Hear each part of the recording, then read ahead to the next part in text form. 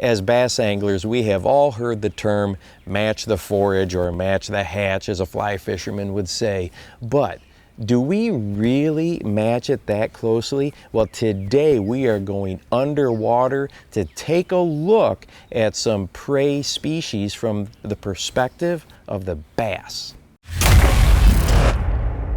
I am super excited to show you this footage here today. We talk about on the channel all the time, matching the forage base. Does your lure look like the bluegill that are in your lake? Are you matching the threadfin shad? Are you matching the gizzard shad, the alewives? Are the crawfish in that molted stage where they got some reds and orange, or are they still brown and green?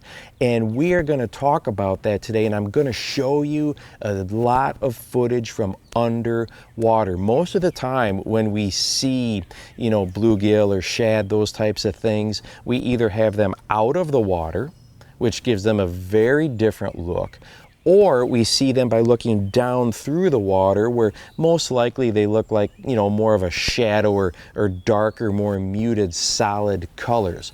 Well, how does that bait fish, or how do those prey species look when the sun is out? How do they look when it's cloudy out? And what does it look like underwater from the perspective of the bass? When we were filming this footage, I was blown away at how colorful some of these sunfish were. Absolutely amazing. Now, we know that the vision of the bass is not the same as a human as far as the color range and the dynamic of the colors. But if we can take our lures and match them based on our own vision as close as possible to the prey species or the forage species, it's going to look more natural to the predators, to the bass as well. And that's what we really want to take a look at. I've also got a bunch of baits that I filmed underwater today for you, so you can see them from the behind, you can see them from the side, from up above. Do they look like something that is real? Do they look natural? Are they doing a good job of mimicking what is there, or do I need to make some adjustments? There's all kinds of great dyes, like Dippin' Dyes and Spike It and stuff like that on the market, where we can add some chartreuse, you can add some orange to them. A lot of anglers will take regular, like a Sharpie, a marker, and add some red to their lures. So what can we do to get those color combinations as close as possible? Now, of course, there are days when it seems like it doesn't matter what we throw, what size it is, what color it is. The bass are just in an aggressive feeding mood, and they hit everything. I wish those days happened all the time, but they don't.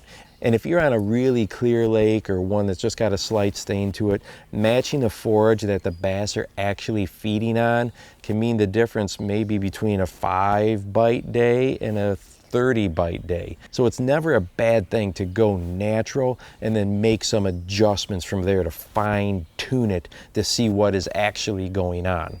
Now, there are just a ton of different sunfish species. Oftentimes we just use the term bluegill or brim to cover the full gamut of all the sunfish out there. But we've got your traditional bluegill, and you got your pumpkin seed, and your red ear, and your long ear sunfish, and then they've got, kind of some crosses when they crossbreed with each other, and your warmouth, and then you throw, of course, white and black crappie in there. There are just so many different species of panfish, and your particular lake or river may have more of one kind or the other, or it may be like a lot of my fish where there's a great big mix of all kinds of different sunfish in there. So that is why one may have very brilliant coloration, like the bright blue fins here on this one. And I swear this one is a long ear sunfish, but then it's got the red there behind the gills too, almost like a red ear. So maybe it's a cross between the two.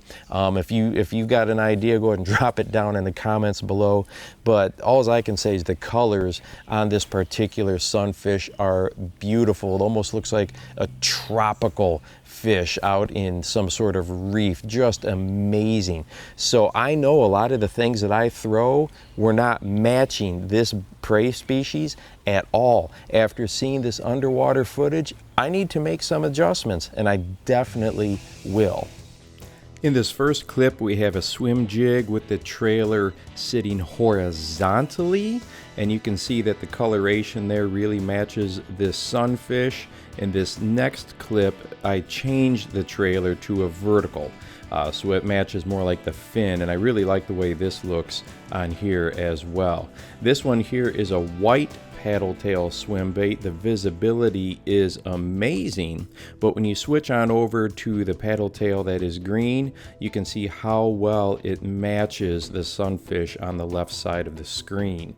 In this next clip, I'm going with a soft jerkbait is gray. Once again, the visibility is really good. But when we switch it over to the other one, we're going to have a green or a watermelon soft jerkbait. You can see, especially as it gets a little farther away, that it matches well. I've mentioned a lot of times before in our videos that a swim jig is one of my favorites for matching bluegill or sunfish. And here's a video right here on 3 different ways that you could present a swim jig. I think that you will enjoy that one as well if you haven't already seen it. And hey, don't forget to go out and encourage someone today. You never know how you might just change their life. For the Bass Fishing Life, I'm your host, Steve Rogers.